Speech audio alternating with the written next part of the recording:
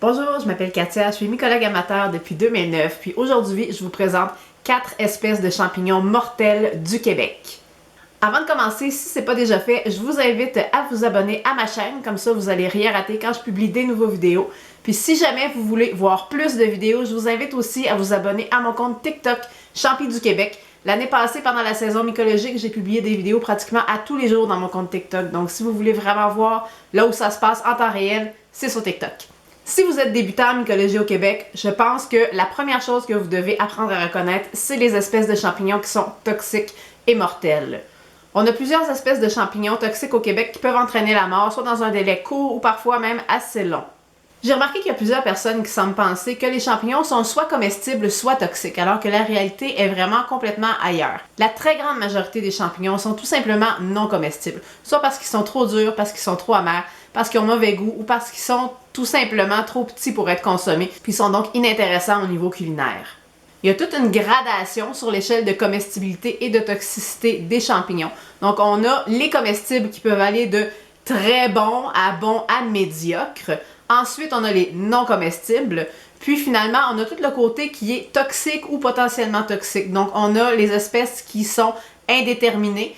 Je vous conseille pas de les goûter pour voir s'ils sont comestibles ou toxiques, honnêtement. Ensuite, on va avoir les champignons qui vont être toxiques crus mais comestibles cuits. Ensuite, on a des champignons qui peuvent être toxiques pour certaines personnes mais pas pour d'autres. Ensuite, on a ceux qui sont toxiques et finalement, on a ceux qui sont mortels. Donc, un champignon qui est toxique n'est pas nécessairement mortel. En fait, la très grande majorité des champignons toxiques ne sont pas mortels au Québec. Puis ce qu'il faut savoir aussi, c'est qu'un champignon n'est toxique que si la chair est avalée. Donc, vous pouvez le manipuler sans porter de gants, il n'y a vraiment pas de danger. Vous n'avez pas besoin de vous laver les mains outre mesure, plus que si vous aviez manipulé n'importe quoi d'autre dans la forêt. Vous pouvez le mettre dans le même sac que vos champignons comestibles. Par contre, le risque, c'est qu'il y ait un morceau du champignon toxique qui se détache puis que vous le consommiez en pensant que ça serait un morceau de champignon comestible. Donc pour cette raison-là, on recommande de séparer les toxiques et les comestibles. Mais c'est pas parce qu'ils vont se contaminer là, s'ils sont ensemble. Les champignons se contaminent pas quand ils sont placés ensemble, même s'il y a un toxique dans le lot. Puis on peut même goûter et recracher un champignon toxique. Il n'y a absolument aucun danger, il faut vraiment avaler la chair. Évidemment, c'est pas nécessairement un critère qui est nécessaire de vérifier quand on pense qu'un champignon pourrait être toxique, mais sachez qu'il n'y a pas de danger à le faire. Puis une dernière chose, c'est que les champignons qui sont comestibles pour les animaux ne sont pas nécessairement comestibles pour les humains, parce que chaque espèce va avoir une tolérance différente à différentes toxines. Puis ce qui est comestible pour les humains ne l'est pas nécessairement pour votre chien, et vice-versa. Donc, si jamais vous avez une problématique d'un animal qui mange un champignon, que vous pensez qu'il pourrait être toxique, vous appelez un vétérinaire immédiatement. Il y a des cliniques vétérinaires ouvertes 24 heures au Québec. Quand vous consommez une nouvelle espèce de champignon, assurez-vous de toujours conserver un spécimen au cas où vous auriez une intoxication pour que l'espèce puisse être identifiée. Puis si jamais vous pensez que vous avez été intoxiqué suite à la consommation de champignons sauvages, vous appelez immédiatement le centre antipoison. Je vais vous mettre le numéro de téléphone du Centre antipoison du Québec dans la barre d'infos sur le vidéo. Le Centre antipoison du Québec reçoit chaque année des centaines d'appels de gens qui ont consommé des champignons sauvages et qui pensent s'être intoxiqués. Le 2/3 des appels, c'est des jeunes enfants qui ont mis des champignons dans leur bouche. Ces appels-là, heureusement, sont sans conséquences. Il n'y a rien dans la littérature du Québec qui montre qu'il y a eu des conséquences suite à un enfant qui aurait mis des champignons dans sa bouche. Par contre, le tiers des appels restants, on parle d'adultes qui ont consommé des champignons sauvages, qui étaient mal identifiés, puis qui ont des symptômes d'intoxication. Puis une chose qu'il faut savoir, c'est que dès que vous avez des symptômes, appelez. Parce que des fois, quand les symptômes apparaissent, l'intoxication est déjà avancée. Sur le site de Myco-Québec, on répertorie 21 espèces de champignons toxiques mortels au Québec. C'est pas toutes des espèces qui sont communes par contre. Donc aujourd'hui, je vais vous présenter les 4 espèces toxiques mortelles les plus fréquentes au Québec. La première espèce que je vais vous présenter, c'est le gyromytre commun. C'est un champignon printanier qu'on va pouvoir trouver d'avril à juin, mais principalement au mois de mai. C'est un champignon qui peut atteindre quand même une bonne taille. Son pied est irrégulier, il est pâle, puis son chapeau va être dans les tons de brun à rouge, puis il est de forme cérébriforme, donc il est comme en forme de cerveau. C'est un champignon qui a un habitat qui est varié, donc on peut le retrouver autant avec les conifères qu'avec les feuillus. Moi, à la maison, j'en ai vraiment beaucoup qui poussent, puis ils poussent avec les épinettes. C'est un champignon qui a longtemps été considéré comme un comestible. Puis il y a encore même des histoires qui racontent qu'il y a des façons de le manger puis qu'il soit comestible. Mais ce que la science dit, c'est qu'il n'y a aucune manière d'éliminer complètement les toxines qu'il contient. Puis c'est un champignon que les débutants vont souvent confondre avec des morilles. Le gyromite, il y a quelque chose de particulier, c'est que non seulement le champignon est toxique, mais même les vapeurs de cuisson sont réputées pour être toxiques. Donc, pendant que vous le faites cuire, vous pouvez carrément respirer les toxines. Donc, la toxine qu'on retrouve dans les gyromitres, c'est la gyromitrine. C'est une toxine qui va se transformer en MMH, en monométhylhydrazine, lors de la digestion ou lors du séchage. Et ça va causer des symptômes neurologiques ou gastro-intestinaux moins de 24 heures après l'ingestion. Donc, on va parler de nausées, de vomissements, de diarrhée, de vertige. Les symptômes vont durer 2 à 6 jours. Donc, on parle pas juste d'une nuit aux toilettes, on parle de plusieurs jours. Puis dans les cas plus graves, on parle d'atteinte au foie, d'atteinte aux globules rouges, de coma et même de la mort. Ça, c'est pour les symptômes à court terme. Donc dans les pires cas, on parle par exemple de quelqu'un qui pourrait mourir à l'intérieur d'environ une semaine, s'il y avait un cas grave non traité. Et aussi, on a découvert que les gyromitres avaient des effets à long terme, puis ils sont soupçonnés de causer la maladie de Charcot, qu'on appelle la maladie de Lou Gehrig en Amérique. C'est une maladie qui va faire comme fondre tes muscles puis qui va te paralyser tranquillement jusqu'à temps que tu puisses plus avaler ni respirer, donc ça entraîne la mort aussi. Donc c'est pas parce que vous n'avez pas d'effet à court terme que vous n'aurez pas d'effet à long terme si vous mangez ce champignon-là sur une base régulière. Mais dans plusieurs années, si vous continuez à en consommer, vous allez développer une maladie dégénérative importante qui cause la mort. La deuxième espèce que je veux vous présenter, c'est le Paxil enroulé. Le Paxil enroulé, on va commencer à l'observer pendant l'été. Moi, je pense que typiquement, c'est au mois d'août, au mois de septembre que je vais le voir. C'est un champignon qui est très facile à confondre avec les lactaires pour les débutants. Parce qu'il a environ la même forme. C'est un champignon qui va avoir la marge enroulée quand il est jeune. Et puis la marge peut être cotonneuse là, chez les jeunes spécimens. Un de ses signes distinctifs, c'est toutes les petites zébrures qu'il y a sur le tour du chapeau. Ça fait comme des vergetures là, tout le tour du chapeau. Donc ça, c'est une caractéristique du Paxil enroulé. Puis la deuxième caractéristique, c'est que ses lames et son pied vont devenir brun, violacé, vineux au froissement. Ce qui pourrait laisser croire à un débutant que c'est comme du lait qui tache les lames, alors que c'est pas du lait comme chez les lactaires, là, c'est vraiment juste un changement de couleur au froissement. Puis c'est un champignon qu'on retrouve dans toutes sortes d'habitats. On peut le retrouver autant dans le gazon, moi j'en ai à la maison dans le gazon, là. Puis on peut le retrouver aussi en pleine forêt. Donc il est vraiment pas difficile au niveau de l'habitat, puis il est très répandu. C'est un champignon qui a longtemps été considéré comme un comestible, jusqu'à ce qu'on se rende compte que certaines personnes font comme une réaction allergique aux champignons qui peut entraîner la mort. Donc, on s'entend qu'on n'a pas vraiment envie de prendre le guess pour vérifier si on est allergique ou pas aux champignons. En tout cas, moi, je vous le recommande pas, là. C'est un champignon dont les symptômes vont apparaître assez rapidement. Donc, on parle de peut-être 1 à 2 heures après la consommation du champignon.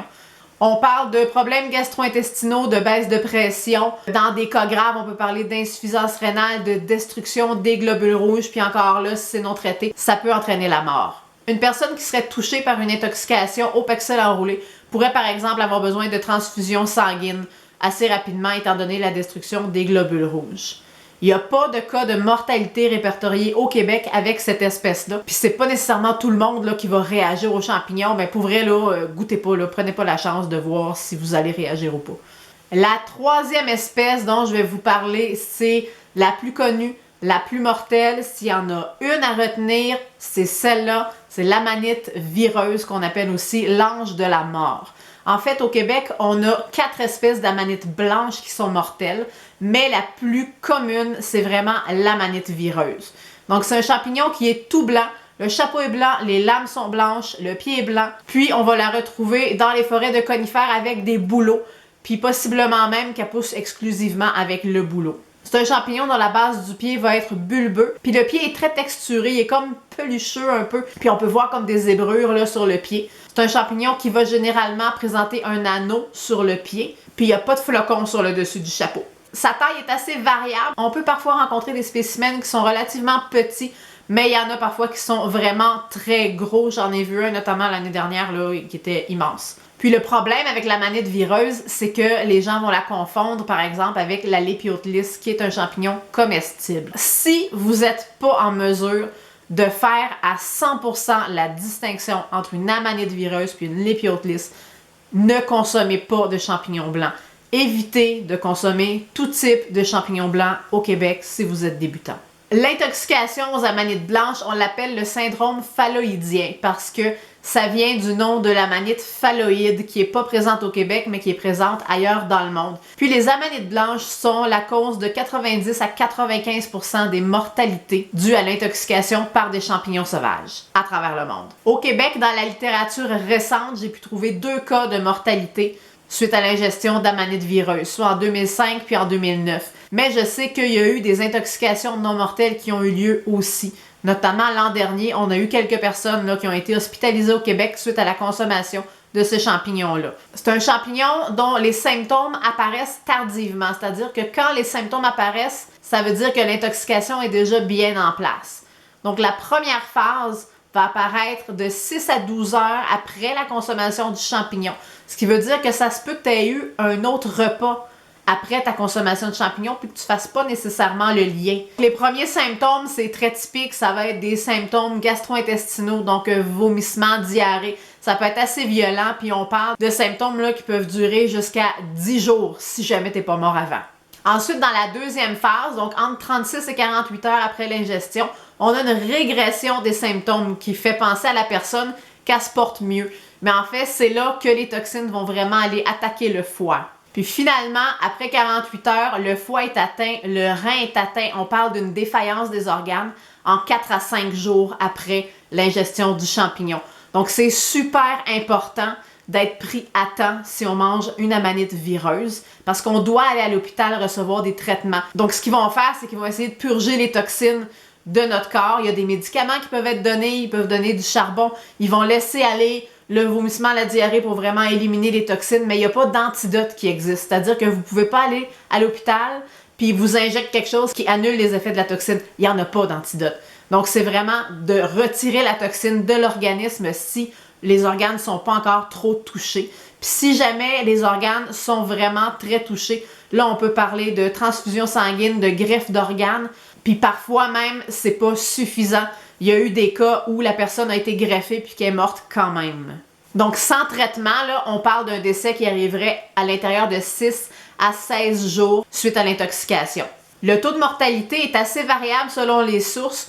Donc, on parle soit de 5 à 30% de gens qui vont décéder suite à l'intoxication. Puis généralement, ça va être plus soit des jeunes enfants ou des personnes âgées qui sont plus à risque de décéder. Puis ce qu'il faut savoir, c'est que les amanites blanches mortelles, c'est celles qui ont la plus forte concentration en toxines. Donc, c'est des amatoxines qui sont présentes dans ces champignons-là. Puis on parle vraiment d'une concentration élevée, c'est-à-dire que 50 grammes du champignon, 50 grammes frais, là, pas 50 grammes cuits, donc 50 grammes, ça peut suffire à tuer une personne. Dans le cas des amanites vireuses, là, on a des spécimens qui peuvent facilement peser 100, 150, 200 grammes. Là. Fait qu'un champignon pourrait suffire à tuer plusieurs personnes dans ce cas-là. Puis finalement, la dernière espèce de champignon mortel fréquent au Québec, c'est la galérine marginée, qu'on appelle aussi la galérine automnale. C'est un petit champignon dont le chapeau va faire généralement autour de 2 cm, mais ça peut aller jusqu'à 4 cm. Il va pousser sur le bois mort de feuillus ou de conifères. On le retrouve en automne, généralement autour du mois de septembre, octobre.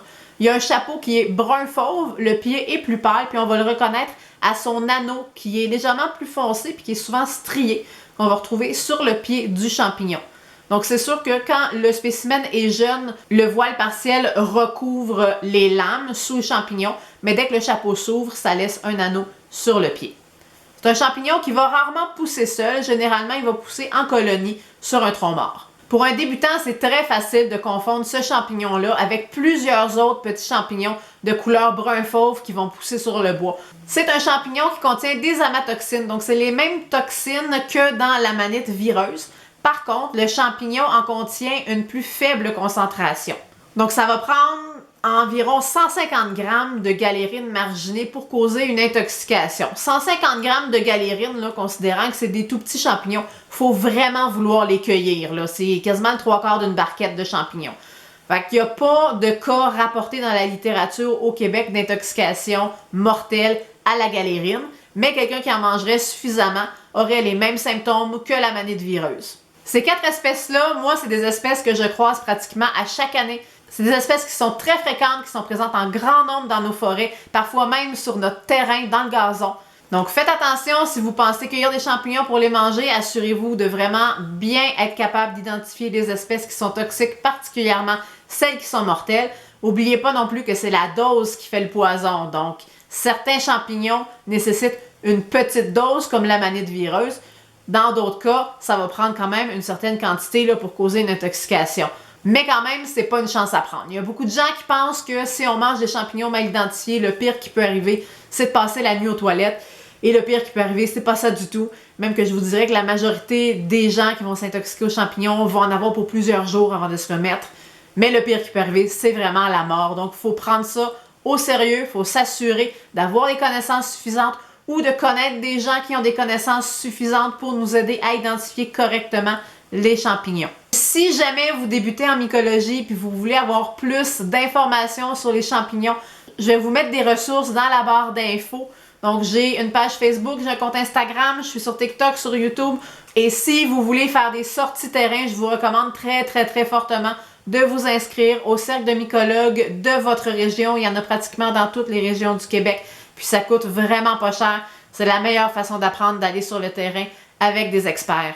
Sur ce, je vous souhaite une excellente saison mycologique 2023. Je vous souhaite des belles cueillettes de bons champignons comestibles. J'espère que la vidéo vous a plu. À la prochaine! C'est Crochat. C'est Crochat. Crochat, il veut toujours participer. Il est toujours là, Crochat.